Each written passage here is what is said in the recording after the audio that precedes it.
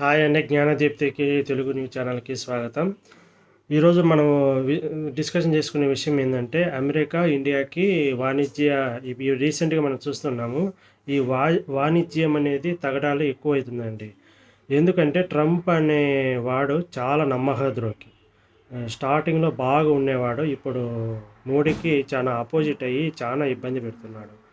ఎందుకంటే, మనకు అందరికీ ఈవెన్ దో మన శ్రీలంకకి వాటికి వీటికి 25% ఇస్తే అదే సుంకాలు మనకు ఇండియాకి మాత్రం 50% ఇస్తుంది. ఇది ఎక్కడ న్యాయం అండి? ఇంతకుముందు మనము ఆల్రెడీ అహ్మదాబాద్‌లో మంచి షో కూడా చేసుకున్నారు ఇద్దరు. హౌడీ మోడీ అని. సో, ఇది చాలా బాగా జరిగింది కార్యక్రమం కూడా. ఈ ఇంత బాగా జరిగినా కూడా, ఇంత బాగా ఫ్రెండ్‌షిప్ ఉన్నా కూడా ఓన్లీ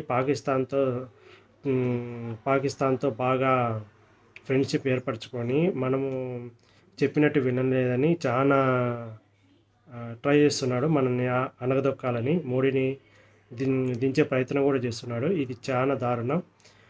నేనైతే ఈ విధంగా నేను చాలా చాలా ఫీల్ అవుతున్నాము. యాజ్ ఏ ఇండియన్‌గా చాలా బాధపడుతున్నాము.